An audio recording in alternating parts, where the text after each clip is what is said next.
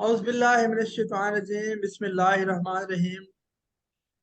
आज का हमारा टॉपिक है जी फायर। आज हम फायर से स्टार्ट कर लेते हैं, फिर हम आयोश को जो है ना बाद में डिस्कस करेंगे। पहले हम इसके इंटरव्यू की तैयारी कर लेते हैं।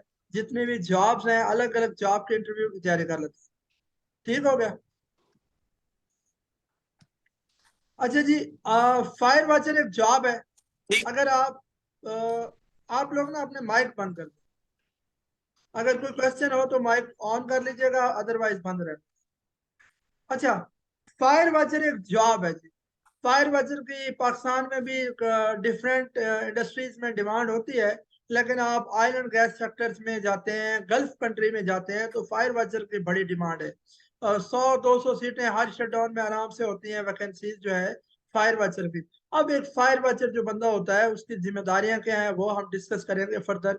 और फायर वॉचर होता कौन है, उसके पास नॉलेज क्या होता है, कौन कौन सा नॉलेज होना चाहिए, और वहां पे उसका क्या किरदार होता है। बड़ा सिंपल सा काम है, बड़ा आसान सा काम है, इजी है, कोई इसमें मुश्किल नहीं है। सिर्फ ये है कि एक दफा हमें गो थ्रू करने की जरूरत है, क्योंकि आप लोग पहले फील्ड के बंदे हैं। एक दफा गो थ्रू कर लेंगे ना, तो हमारे जो है कॉन्सेप्ट क्लियर हो गया, तो फिर हमें कोई मसला नहीं। हमें कहीं पे फायर वॉचर का इंटरव्यू लेना भी पड़ता है किसी स्टूडेंट का, और कहीं पे इंटरव्यू देना भी पड़े, या कहीं पे हम जाएं तो कोई हमसे बात करे फायर की, तो हमें हमारा मुकम्मल नॉलेज होना चाहिए हमारे पास। तो सबसे पहले हम डिस्कस करेंगे जी, what is fire. It can be defined as it is a chemical reaction of fuel, oxygen, air या oxygen and source of ignition heat. It can be presented by a triangle and is called fire triangle. तीन चीजें, दो चीजें जब मिलकर बनाती हैं कोई चीज, तो वो कॉम्बिनेशन कहलाता है। क्योंकि यहाँ पे तीन चीजें मिलके फायर बना रही हैं, तीन चीजों का केमिकल रिएक्शन मिलकर फायर बना रहा है। तो ये ऑक्सीजन, हीट और fuel, oxygen, heat and fuel, that is chemical reaction. ये जो है ना, जब केमिकल रिएक्शन होता है, तीन चीजें मिलती हैं तो आग लगती है। अच्छा, अगर हमारे पास ऑक्सीजन अवेलेबल है, ऑक्सीजन हमारे पास अवेलेबल होती है एवरी टाइम, फ्यूल हमारे पास अवेलेबल है या नहीं है?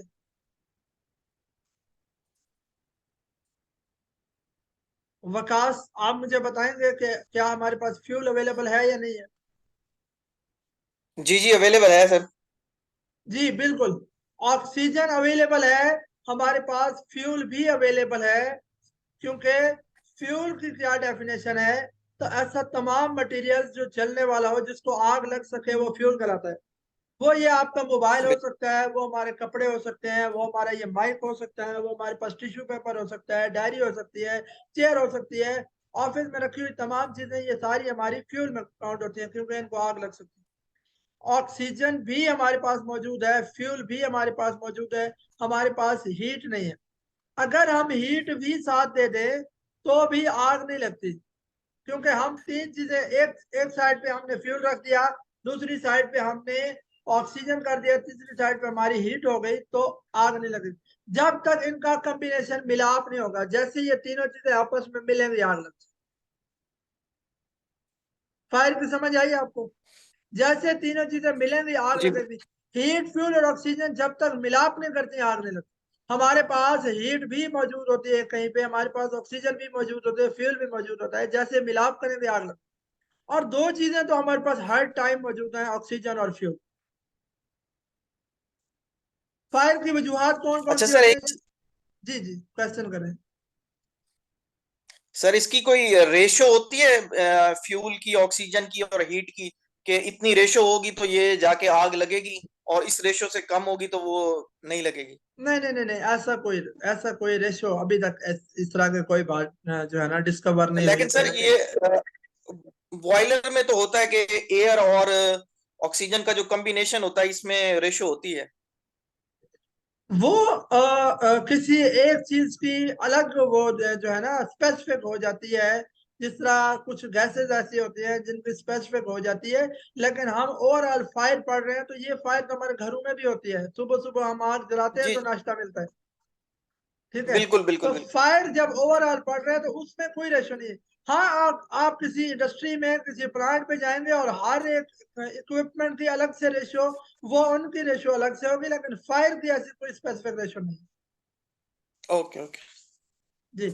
अच्छा जी, अब आते हैं काजेज ऑफ फायर पे, कि फायर की वजूहात कौन कौन सी होती हैं जी। Hot work, open flame hot work होता है, वेल्डिंग, कटिंग, ग्राइंडिंग वगैरह। Chemical reaction, heat fuel and oxygen का केमिकल रिएक्शन हो रहा है। इलेक्ट्रिकल इक्विपमेंट, शॉर्ट सर्किट की वजह से छोटा सा शॉर्ट सर्किट होता है। आपको हमेशा ये पता होना चाहिए, आग स्टार्ट हमेशा इनिशियली स्टेज पे 0 से स्टार्ट होती है और बड़ी हो जाती है। आग इनिशियली स्टेज पे बहुत छोटी होती है। इलेक्ट्रिकल एक शॉर्ट सर्किट होता है और वो आग बाद में बड़ी हो जाती है। डेलिब्रेट इग्निशन, जानबूझकर आग लगाना।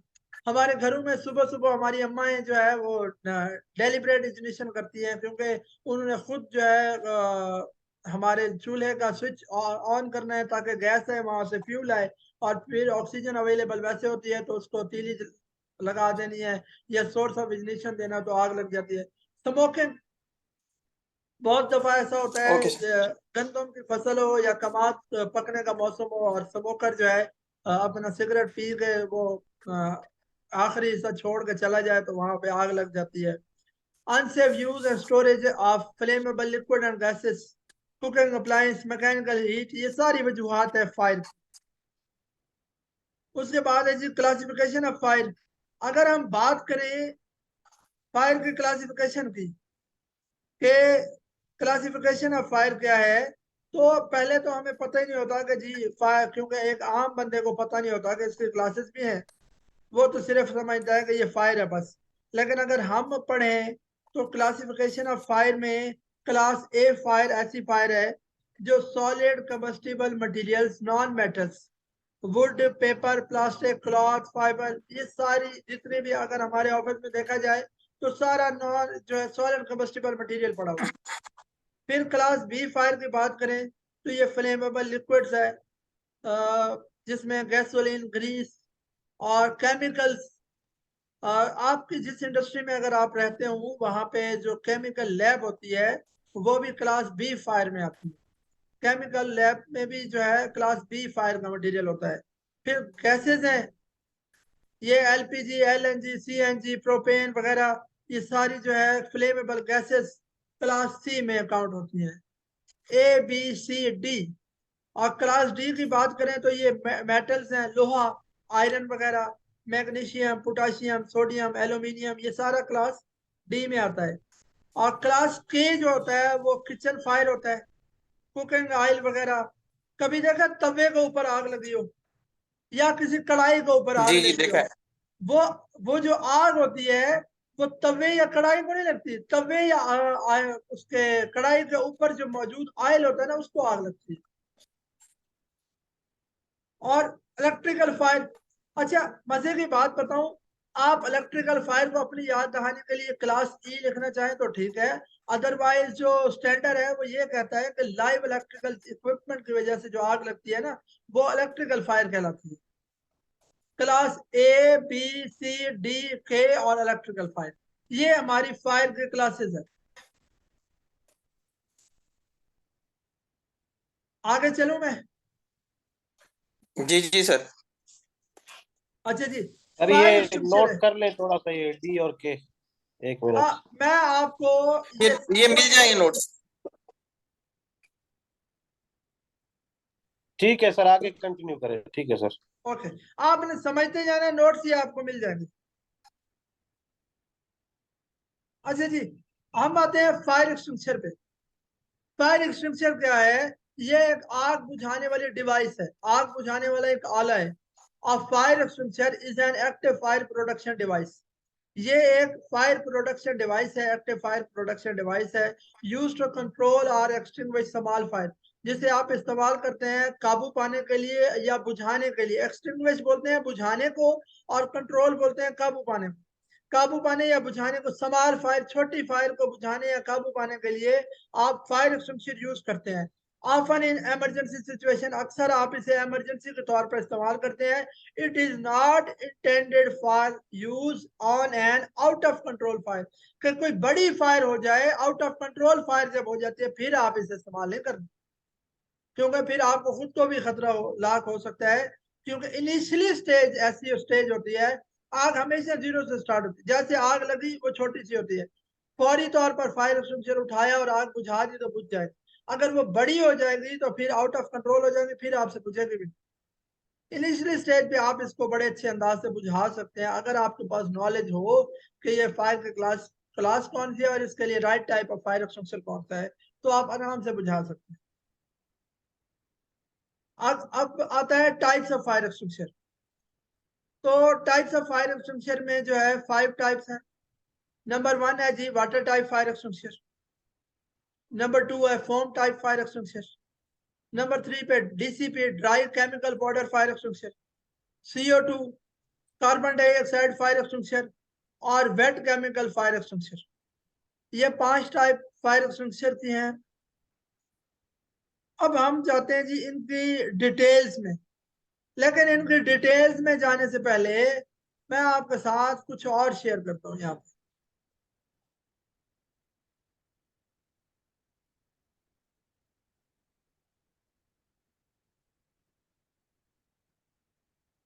जी, आपको कलर कोड नजर आ रहे हैं? वाटर का कलर बिल्कुल कोड है रेड। वाटर का कलर कोड क्या है? रेड। रेड। और फोम फायर एक्सटिंग्विशर का कलर कोड जो है वो क्रीम है। CO2 ब्लैक कलर का होता है और DCP ड्राई केमिकल पाउडर जो है पाउडर है वो ब्लू कलर का होता है। और वेट केमिकल्स जो होता है ना वो होता है येलो कलर। लेकिन सर हमने तो सारे फायर एक्सटिंग्विशर देखे हैं, वो रेड ही होते हैं। जी, वो एक आम आदमी को लगते हैं कि सारे फायर एक्सटिंग्विशर एक ही टाइप के हैं। आप आज जो है ना आम आदमी से खास आदमी बनने जा रहे हैं। जी जी बिल्कुल, लेकिन उसपे लिखा होता है कि ये CO2 का है या उसका है, लेकिन ये जो कलर कोडिंग है ये इसमें नहीं होती। मैं वही तो कह रहा हूँ कि आज से पहले आपको पहचान नहीं थी। आज के बाद जब आप फायर जी एक्सटिंग्विशर देखेंगे तो दूर से आप पहचान लेंगे ये कौन सा फायर एक्सटिंग्विशर पड़ा हुआ है। आप सही आज सही सही। आज आम आदमी से खास आदमी बन चुके हैं आप। सही। चले, अब मैं आपको वो पहचान बताता हूँ कि वो कौन सी पहचान है जिससे आपको आइडिया हो जाएगा कि जी ये जो है फायर एक्सटिंग्विशर कौन सा फायर एक्सटिंग्विशर है। अब यहाँ पे देखें वाटर फायर एक्सटिंग्विशर है। एक्चुअली इनकी जो बॉडी शेप होती है ना वो सबकी रेड होती है, ये देखें ऐसे ही है ना, जी बॉडी जी शेप बिल्कुल रेड है। बिल्कुल। ये कलर है भाई, वाटर हम्म। का कलर देखें रेड है। रेड। और ये ब्लू कलर कौन सा है? DCP है। ब्लू कलर सही। DCP। क्रीम कलर फोम है। और ब्लैक कलर फोम है। CO2 है। वेट केमिकल येलो कलर है। ये ऊपर लिखा भी होगा, ये देखें। ओके। वाटर का कलर कौन सा है? जी जी। रेड। ये जो कलर कोड होती है ना एक पट्टी नुमा होती है, इस पट्टी पे जो है कलर कोड भी होता है और मेंशन होता है कौन सा फायर एक्सटिंग्विशर। Okay okay. समझ आ गई ये इस बात की? जी जी बिल्कुल सर। आज के बाद आइडिया हो जाएगा नहीं ये कौन सा फायर एक्सटिंग्विशर। इंशाल्लाह इंशाल्लाह।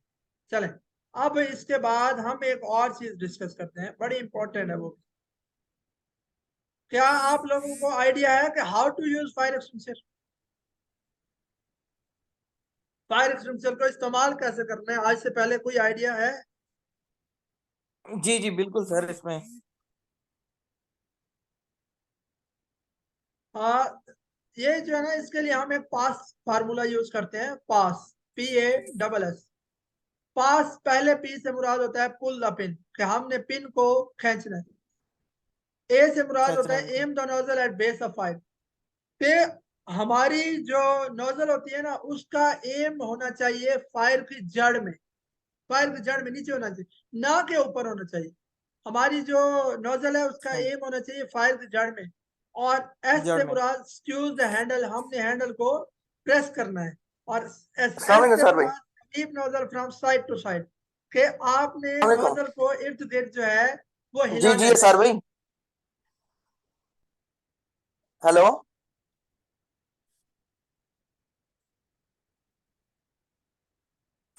अस्सलाम वालेकुम सर भाई। अच्छा Zoom।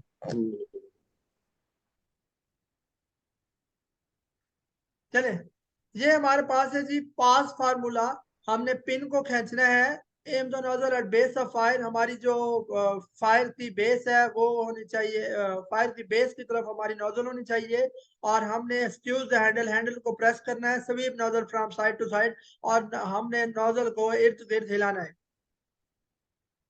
ये देखें हमारे पास pull aim squeeze sweep, pull the pin, aim the nozzle at base of fire, squeeze the handle एक और मिनट सर, स्वीप ये नोजल थोड़ा फ्रॉम साइड। क्लास को रोक दे, मैं एक चीज देख के फिर स्टार्ट कीजिएगा।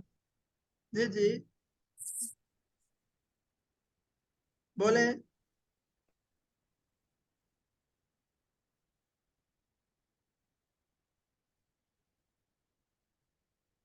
जी वकास।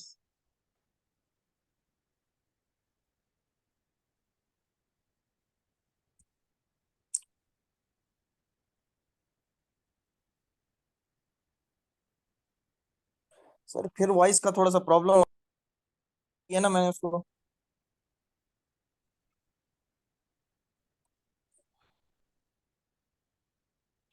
एक मिनट होल्ड कीजिएगा, मैं आपको फायर एक्सटिंग्विशर दिखा देता हूँ साथ साथ में, उसका प्रैक्टिकल भी साथ साथ होता जाएगा।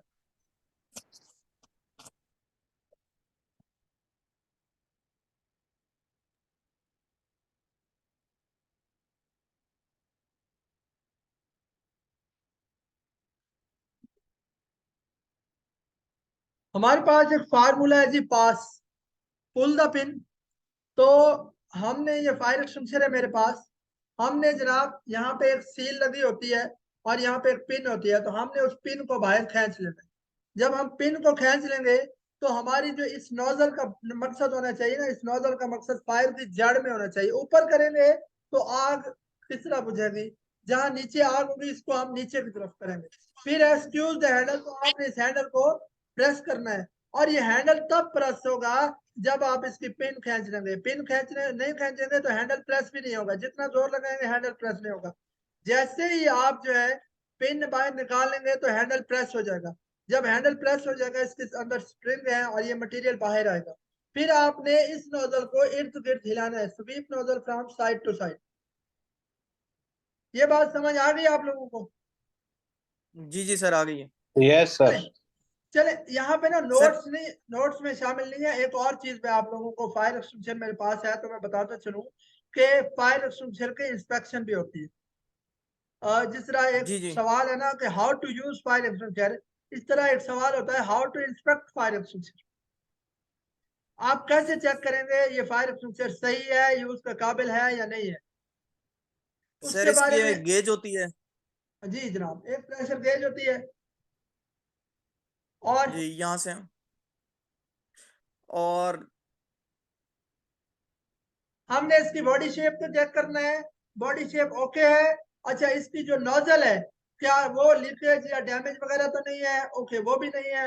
हमारी प्रेशर गेज ग्रीन पे है, ग्रीन मतलब हमेशा सेफ जोन होता है, और रेड हमेशा जो है वो डेंजर जोन होता है। हमारी प्रेशर गेज ठीक है, और इसका मतलब ये फुल है हमारा फायर एक्सटिंग्विशर। प्रेशर गेज देख के आइडिया हो जाएगा। हमने इसकी पिन को चेक करना है, सील लगी हुई है और पिन है तो ठीक है।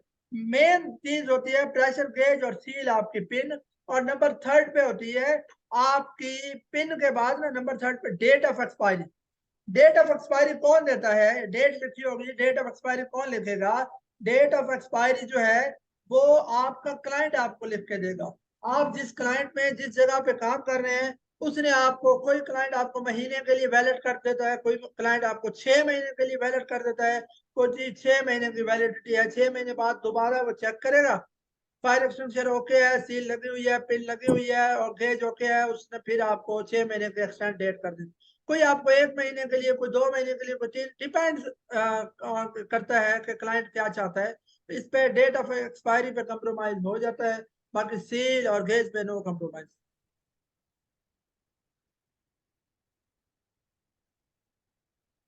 समझ आई इस बात की? जी जी सर, एक चीज और भी है कि हम यस एयर की डायरेक्शन को भी देखते हैं ना। वो वो जब वो आग लगी उसको होगी उसको फर्दर, बुझा। उसको फर्दर डिस्कस करते हैं, उसको फर्दर डिस्कस करते हैं। अभी मेरा आपसे एक सवाल है। बात जी यह है जी कि जी हम है फायर एक्सटिंग्विशर की बात कर रहे हैं अभी। मेरा सवाल यह है कि क्या कोई ऐसा फायर एक्सटिंग्विशर है जिसकी गेज ना हो? Yes foam sir sir. है। कौन सा? ये मेरे ख्याल CO2 वाली है। हाँ, good good good, very good.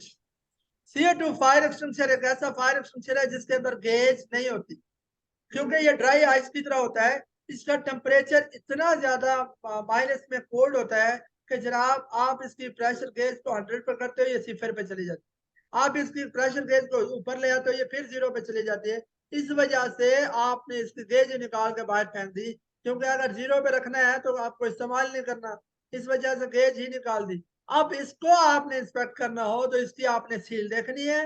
Gauge तो होती नहीं है, तो कैसे पता चलेगा ये भरा हुआ या खाली है?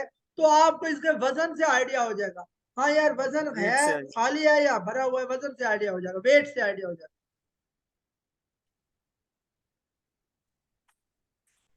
ठीक है, आगे चले। जी जी।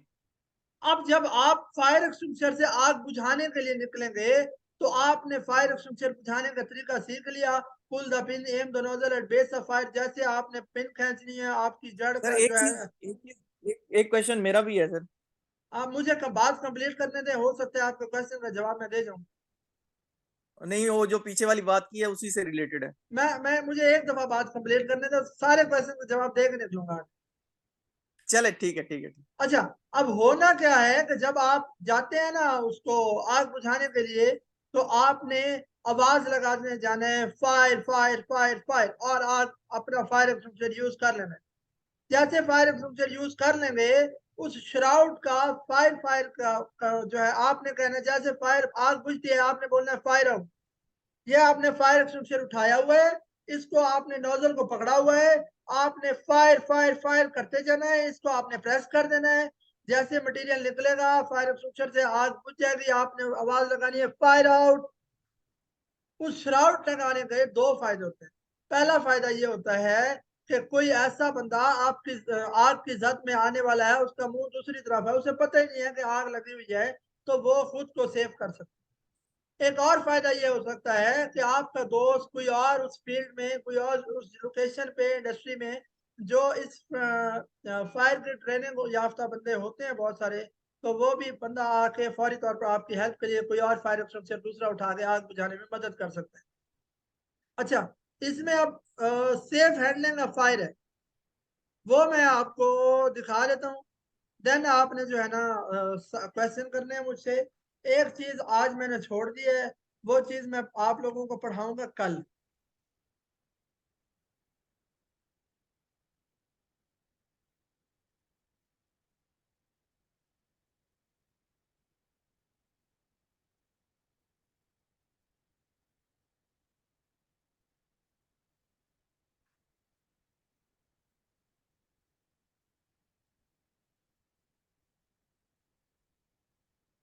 हाँ जी, इसी में है मेरे ख्याल में, इसी इसी जगह पे है, सेफ हैंडलिंग ऑफ फायर। आपने जब आग बुझाने की बात करनी है तो आपने हवा के डायरेक्शन को देखना है। सेफ हैंडलिंग ऑफ फायर में आप देखें क्या है, सबसे पहले आपने हवा की डायरेक्शन देखनी है। अगर ऐसी कोई डायरेक्शन जो हवा की डायरेक्शन आपके मुंह की तरफ है, और आप इधर से खड़े होकर फायर एक्सटिंग्विशर चलाएंगे, तो वो मटेरियल भी आपके मुंह में आएगा, वो फायर का रुख भी आपकी तरफ होगा। इस वजह से आप दूसरी साइड से जाके उसके डायरेक्शन को देख के फिर जो है फायर एक्सटिंग्विशर यूज करेंगे। Position yourself at a location so that air flows from you towards the fire. Cut off gas, power supply, आपने गैस या पावर सप्लाई को कट करना है ताकि फ्यूल खत्म हो जाए। Select the right type of fire extinguisher, आपने right type of fire extinguisher use करना है। Stay at distance 6 to 8 feet from fire, 6 से 8 फीट के फासले पे खड़ा होना है। और try to contain fire till such time rescue arrives, और तब तक बुझाने की कोशिश करनी है जब तक रेस्क्यू टीम नहीं पहुंचती। अच्छा, अब आप फटाफट मुझसे क्वेश्चन करें, फिर मैं आप लोगों को थोड़ा सा और फायर एक्सटिंग्विशर के बारे में बताता हूँ। जी, क्वेश्चन। सर मेरा क्वेश्चन वो प्रीवियस था कि आपने कहा कि गेज किस फायर एक्सटिंग्विशर में यूज नहीं होती, हाँ हाँ। तो फिर जवाब इसका आया कि CO2। तो इसका आपने जवाब दिया CO2 के टेम्परेचर इसका काफी डाउन होता है, इस हाँ वजह से हाँ हम इसको यूज नहीं करते। जी, उसकी वजह यह है कि आप इसको वो करते हैं, जैसे इसको गेज को आप ग्रीन जोन पे ले जाएंगे, 100 पे आएंगे, वो 0 पे हो जाएगा। देखें, आपको एक बात बता दी गई है कि आपका कोई भी फायर एक्सटिंग्विशर है, आप उसको जब उसकी गेज 0 पे चली जाएगी, इट्स मीन कि ये खाली है। जब CO2 फायर बिल्कुल ऐसे एक्सटिंग्विशर ही भरा हुआ होगा और गेज 0 पे होगी, तो आप उसको तो खाली काउंट करेंगे। जब आप उसको खाली कंसीडर करेंगे तो आप उसे यूज नहीं कर सकते। ये एक स्टैंडर्ड कहता है आप उसे फायर एक्सटिंग्विशर को यूज ही नहीं कर सकते जिसकी प्रेशर गेज जो है वो 0 पे है। इसका मतलब वो खाली है। मैं जी मेरा लेकिन क्वेश्चन सर ये इस एक वजह से फायर क्योंकि मैं एक्सटिंग्विशर इस CO2 फायर एक्सटिंग्विशर ऐसा है जो भरा हुआ भी होगा तो उसकी गेज जो है 0 पे होगी। इस वजह से हमने क्या किया, कंपनी ने उसकी गेज ही निकाल दी और कहा कि इसको आप वेट से आइडिया कर सकते हैं कि जनाब आप वेट से देखो, वेट से आइडिया कर लो कि ये कौन सा फायर एक्सटिंग्विशर। सर मैं मेरा क्योंकि इंस्ट्रूमेंट कंट्रोल में मैं काफी रहा हूँ, तो क्योंकि गेजेस जो काम करती है ना वो करती हैं बैक प्रेशर पे। तो ये गैसेस में भी यूज होती हैं, बैक प्रेशर होता है, लिक्विड में भी होता है। तो मेरा जो मैं जिसको चीज को वो कर रहा था कंसीडर कि शायद वो फोम फायर एक्सटिंग्विशर जो है ना, क्योंकि फोम में आपको बैक प्रेशर या वो गेज को ऊपर नहीं कर सकता है। CO2 जो है वो गैसेस फॉर्म में होती है, तो वो आपको बैक प्रेशर देके उस मैकेनिकल जो लिंक होता है ना गेज का, वो निडल को मूव करा सकती है। मैं इस वजह से पूछना कंफ्यूज था कि ये CO2 ही क्यों और फोम क्यों नहीं है। आप इस तरह करें, आप इसको मजीद सर्च कीजिएगा अपने सब्जेक्ट के हवाले से, ठीक है। और जी अगर जी जी आपको कोई न्यू चीज मिले तो मेरे साथ भी जरूर शेयर कीजिए। जी जी, क्योंकि ये सर मैंने काफी गेजेस को खोल के भी देखा हुआ है, ये चीज देखा हुआ है, तो हमें पता है ये प्रेशर पे ही काम करती हैं। जब एक गैस किसी कंटेनर में होती है तो वो उसका प्रेशर होता है, और जब चलें, कोई कंटेनर खाली हो जाता है तो आज उसका बैक प्रेशर। आज का जो है हमारा लेक्चर इतना है। अब कल मैं ये चीजें अगर आप लोग तैयार कर लेंगे तो कल मैं हम डिस्कस करेंगे कि कौन सी फायर के लिए कौन सा फायर एक्सटिंग्विशर यूज होता है और सही फायर ठीक एक्सटिंग्विशर है सर। कौन सी right type of fire extinguisher कल हम पढ़ेंगे। और उसकी समझ आपको तब आएगी जब आज वाला टॉपिक आप देखेंगे, फायर देखेंगे, फायर के क्लासिफिकेशन, जी टाइप्स ऑफ फायर एक्सटिंग्विशर और टाइप्स ऑफ फायर एक्सटिंग्विशर। और ये जब आप देख लेंगे तो देन आपको समझ आएगी कि सही टाइप के लिए कौन सा फायर एक्सटिंग्विशर कौन सी क्लास के लिए यूज। ठीक है सर। ठीक है, और कोई मेरे लायक हुक्म। Thank you sir. Thank you आप सर। हम जो है ना कोशिश करते हैं कोई इस तरह का शेड्यूल बनाते हैं कि हमारी क्लास जो है वो ज्यादा मैक्सिमम टाइम के लिए यूज हो, ज्यादा से ज्यादा